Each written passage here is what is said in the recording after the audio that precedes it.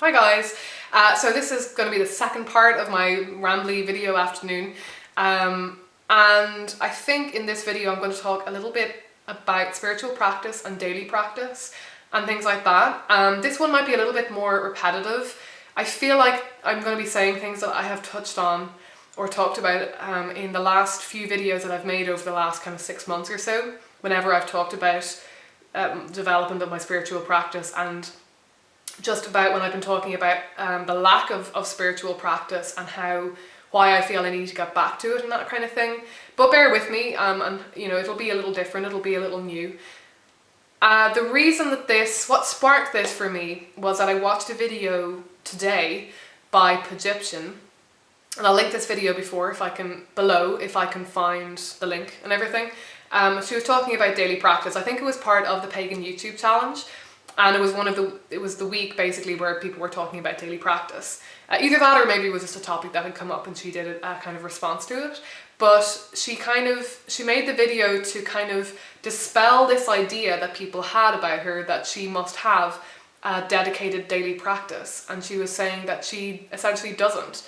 That like she doesn't have any practice that looks like, say, 15 minutes a day at her altar or anything, or, you know, saying prayers every day or even every week.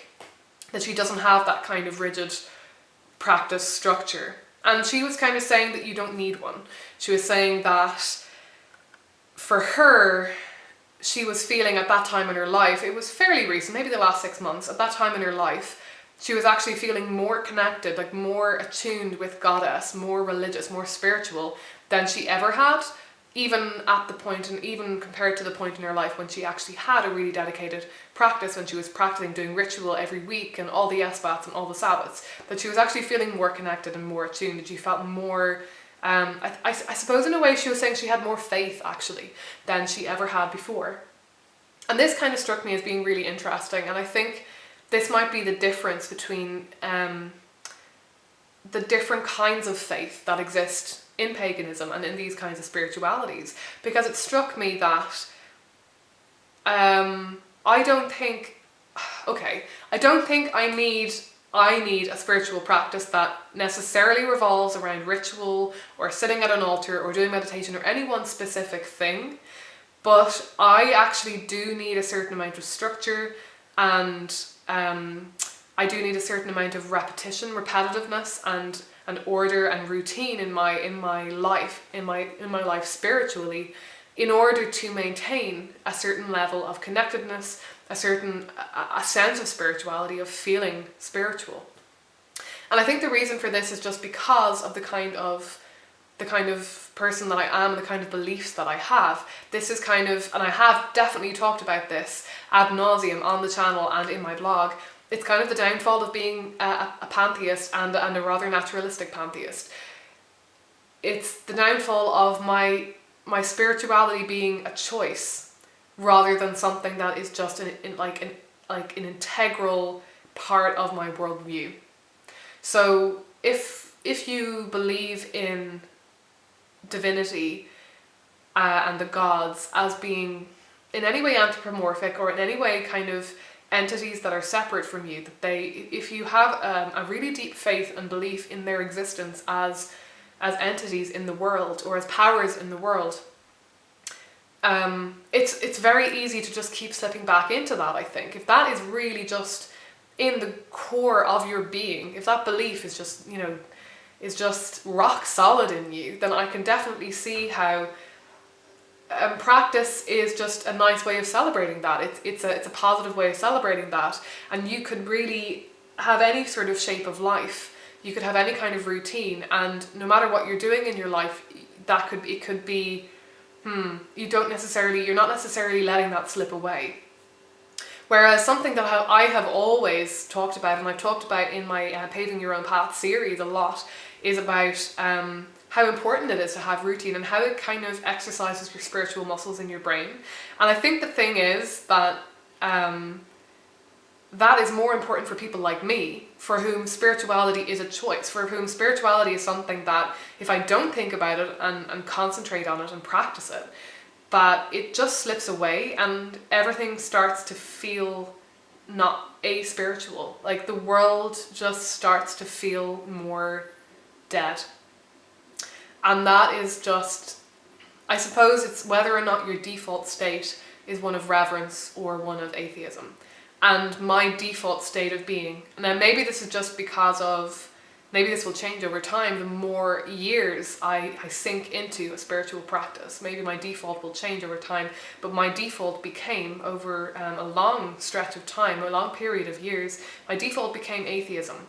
And I am constantly making an effort to override that default, because I know that I am happier and more productive and more helpful to other people in the world.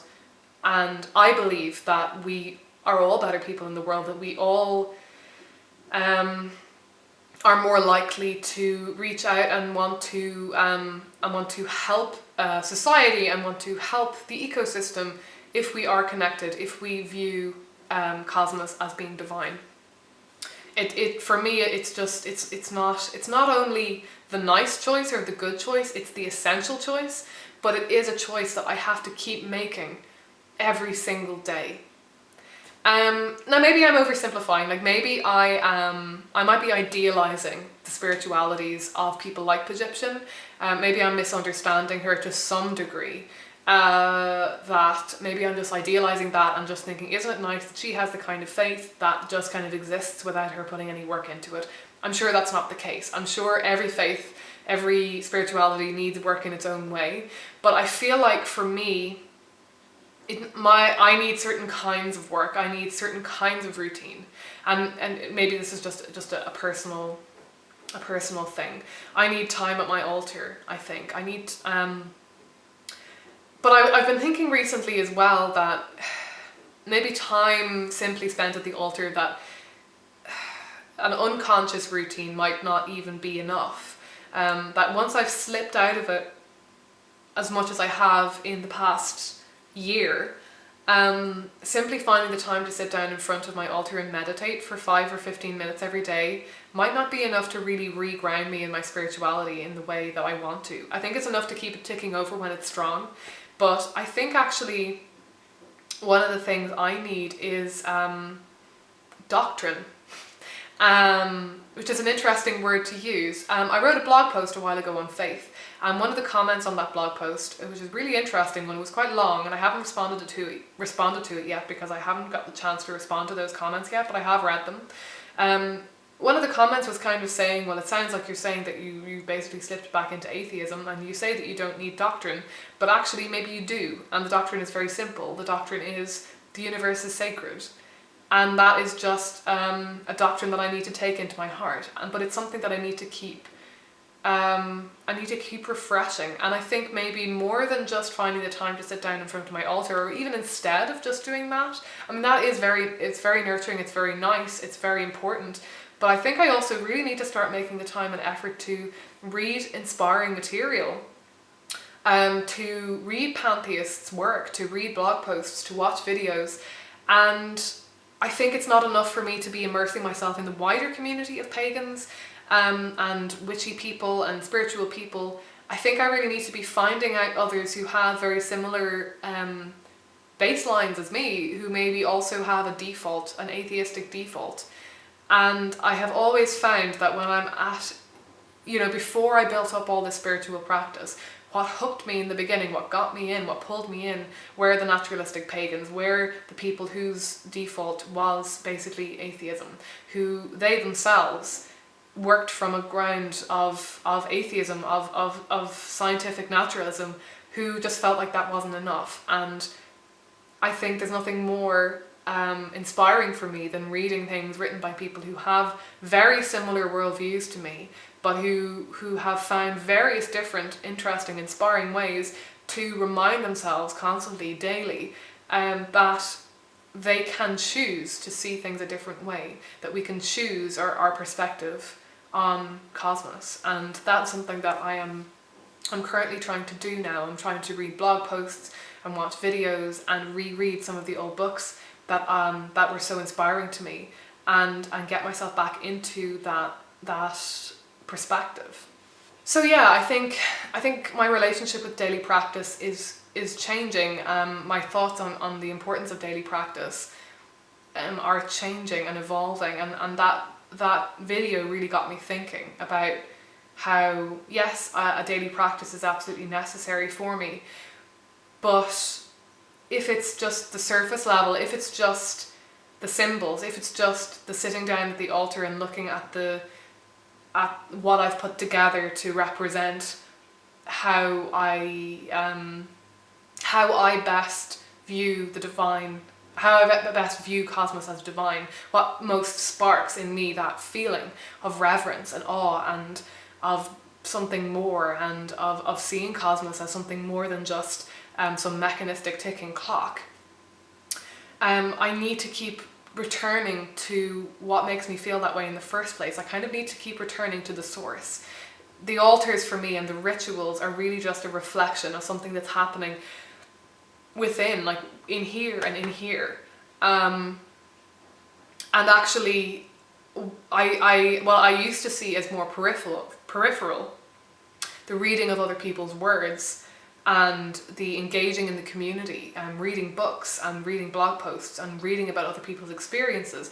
I used to see that as peripheral, and I used to see it as a stepping stone to my own practice and to my own belief system. But now I'm starting to see that it's actually, it's the base stone, it's the foundation, it's the bedrock.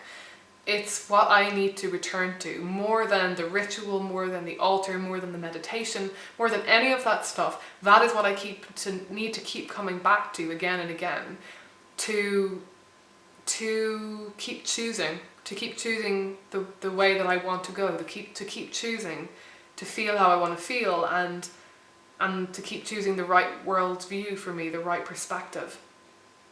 And I wonder if that might be the same for some of you too. I know that a lot of you have come across this channel because you are also of a more pantheistic, maybe a more naturalistic persuasion, and I wonder what your thoughts are on that and how do you keep it ticking over. And yeah, I think when I made the Paving Your Own Path videos and when I wrote the handbook and put together the kind of the audio files, I was very big on just keep it ticking over physically, and keep, just a 5-minute practice, just keep it ticking over, keep sitting down at your altar, keep engaging with the symbols. And I'm starting to think that maybe that's not enough, that maybe you're not even going to feel enough motivation to go and perform those tasks, and maybe they're going to start to feel a bit hollow unless you are returning to, essentially, to doctrine. And I know it's a controversial word to use because it's associated with Christianity and with traditional religions, but doctrine is basically just the words and experiences and the books and poems and texts that inspire you, that remind you that there are other ways to view the world, that the sort of the naturalistic, the scientific naturalism that has just been browbeaten into our Western society, that really is just the hegemony of our society. That it's not the only way. That it's not the only way of seeing things. And doctrine is basically just anything, any text that will bring you back there, that will remind you of what it was that made you see in the first place that this was something that you could believe, or this was something that could be really true and real for you. And everything else is just extra, That's how it is for me anyway. So I'll leave that there, I think. I think that did kind of veer off in a bit of a new direction, so that's interesting. And yeah, more on this as I go forward. And do let me know your thoughts.